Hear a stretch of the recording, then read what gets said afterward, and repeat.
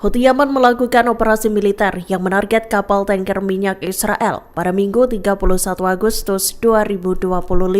Dalam operasi tersebut, Houthi menyasar kapal tanker minyak Scarlet Ray di Laut Merah Utara. Dikutip dari Palestine Chronicles, juru bicara Houthi Yahya Saree mengonfirmasi bahwa kapal tersebut terkena rudal balistik secara langsung.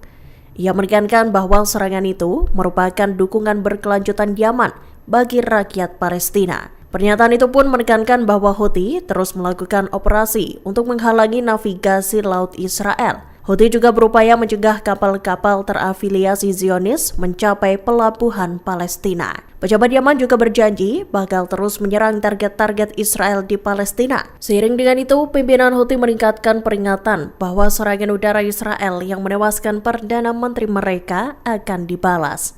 Houthi pun bersumpah bakal membalas serangan itu dengan maksimal. Warga Gaza diiming-imingi paket kompensasi senilai $5.000 atau sekira 80 juta rupiah. Namun mereka harus angkat kaki dari Gaza. Tak hanya itu, warga yang meninggalkan Gaza juga akan menerima token digital sebagai ganti hak atas tanah. Nantinya, token tersebut bisa ditukar dengan kepemilikan rumah baru di masa depan. Dikutip dari Tribun News, Selasa 2 September 2025, iming-imingan dana itu ternyata berasal dari Presiden Amerika Serikat Donald Trump. Ia disebut tengah menyiapkan rencana untuk mengubah Gaza menjadi pusat wisata. Dilaporkan The Washington Post, disebutkan bahwa Gaza akan direkonstruksi menjadi kawasan wisata dan pusat teknologi modern. Ambisi ini terungkap selesai sebuah dokumen Gaza Reconstruction, Economic Acceleration and Transformation Trust milik Trump bocor ke publik. Adapun dijelaskan bahwa tawaran kompensasi itu mencakup subsidi sewa 4 tahun serta subsidi pangan selama 1 tahun. Menteri Keamanan Nasional Israel Itamar Ben-Gvir dilaporkan telah mengizinkan warga Zionis untuk memperoleh lisensi senjata khusus Senin 1 September 2025. Tak tanggung-tanggung, izin itu diberikan pada sekira 100.000 warga Israel. Tindakan Ben-Gvir ini dinilai sebagai bagian dari kebijakan kontroversial Israel. Pasalnya, Israel berupaya mempersenjatai warganya untuk mengusir penduduk Palestina dari rumah-rumah mereka. Dikutip dari Tribun News, hal ini berarti sekira 100.000 warga Israel tambahan akan memenuhi syarat untuk memperoleh lisensi senjata api pribadi. Dilaporkan, Ben-Gvir menyatakan bahwa Kiryat Gat, Kiryat Malaki, Khan Yavne, Megiddo, dan Telmon bergabung dengan kota-kota yang diperkuat keamanannya melalui perizinan senjata api. Ben-Gvir sesumbar tindakannya itu akan menyelamatkan banyak warga Israel.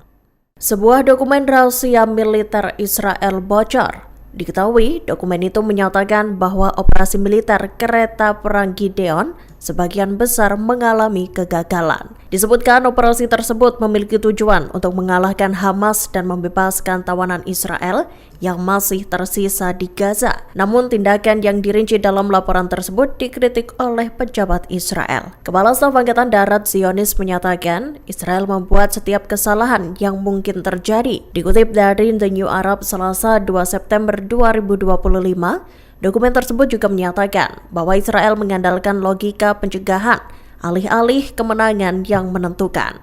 Ditunjukkan pula bahwa pasukan Zionis telah gagal membebaskan sandera dan melumpuhkan Hamas. Laporan Israel yang bocor itu juga merinci kegagalan lainnya.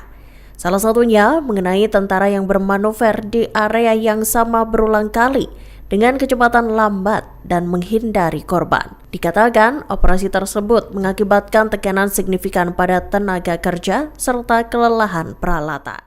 Lebih dari 23 bulan berperang, tentara Israel diketahui telah menggunakan berbagai senjata terlarang dan destruktif. Alat terbaru yang digunakan Israel dalam serangannya adalah robot bom. Dilaporkan kendaraan lapis baja tua Israel diisi dengan sekira 5 ton bahan peledak. Kendaraan itu kemudian dipandu dari jarak jauh menuju ke area pemukiman. Dikutip dari Pars Today, Selasa 2 September 2025, robot itu diledakkan secara otomatis maupun dengan drone. Disebutkan, robot bom tersebut dapat menghancurkan hingga radius hampir 300 meter persegi. Di awal perang, tentara Israel menggunakan jet tempur F-16 dan bomber memandu. Namun seiring dengan berkurangnya cadangan senjata, mereka beralih ke robot peledak. Hal itu lantaran alat tersebut lebih murah, namun memiliki daya rusak yang lebih besar.